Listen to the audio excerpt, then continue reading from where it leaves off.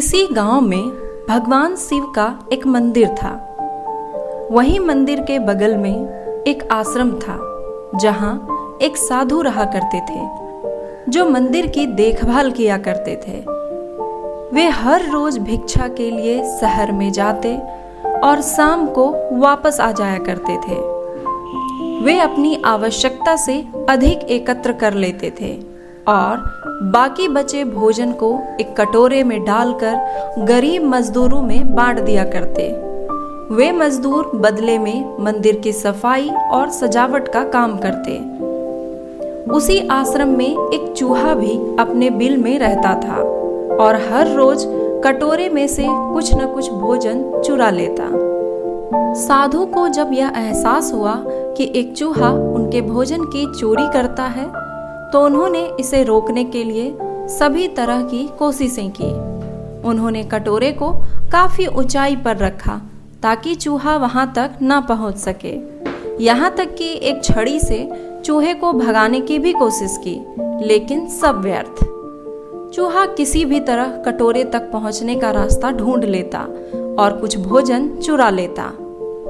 एक दिन एक भिक्षुक मंदिर की यात्रा करने के लिए आए, लेकिन साधु का ध्यान तो चूहे को डंडे से मारने में था और वे भिक्षुक से मिल नहीं पाए। इसे अपना अपमान समझ भिक्षुक क्रोधित होकर बोले, आपके आश्रम में फिर कभी नहीं आऊंगा, क्योंकि लगता है मुझसे बात करने के अलावा आपको अन्य काम ज्यादा महत्वपूर्ण लग रहा है।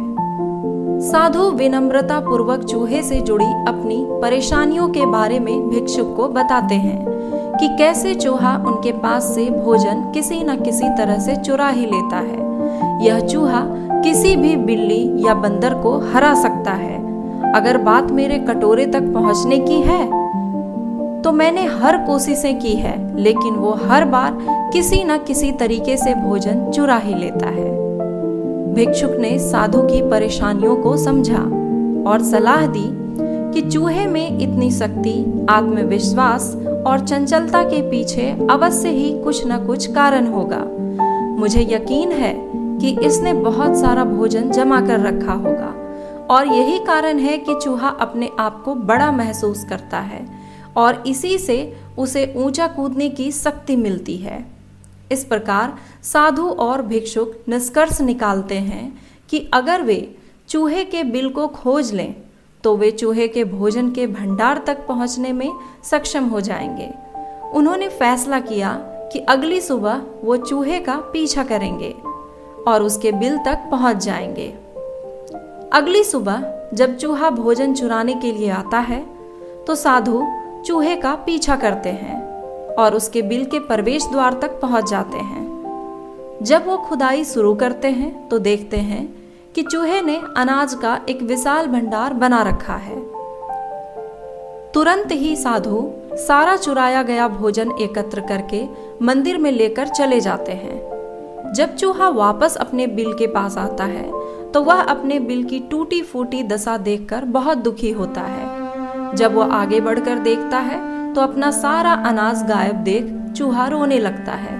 चूहा को लग रहा था कि जैसे अब उसके पास कुछ नहीं बचा। उसने सारा आत्मविश्वास खो दिया। अब चूहे के पास भोजन का भंडार नहीं था। फिर भी उसने फैसला किया कि वो फिर से रात को कटोरे से भोजन चुराएगा। लेकिन जब उसने कटोरे तक पहुंचने की कोशिश की तब वह धड़ाम से नीचे गिर गया और उसे यह एहसास हुआ कि अब ना तो उसके पास शक्ति है और ना ही आत्मविश्वास। उसी समय साधु ने भी छड़ी से उस पर हमला किया। किसी तरह चूहे ने अपनी जान बचाई और भागने में कामयाब रहा और फिर वापस मंदिर में कभी नहीं आया। तो इस कहानी से हमें यह सीखने को मिलता है कि अगर आपके पास भरपूर संसाधन है तो आप में एक अद्भुत शक्ति और एक अलग ही आत्मविश्वास होता है, जिसके बलबूते आप कठिन कार्य को भी आसानी से कर लेते हैं। और अगर आपका आत्मविश्वास खो जाता है तो आप किसी भी कार्य को कुशलता से करने की शक्ति भी खो देते हैं।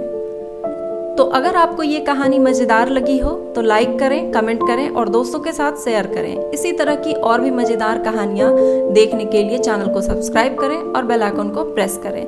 मिलते हैं अगली एक और मज़ेदार कहानी के साथ, तब तक के लिए बाय बाय।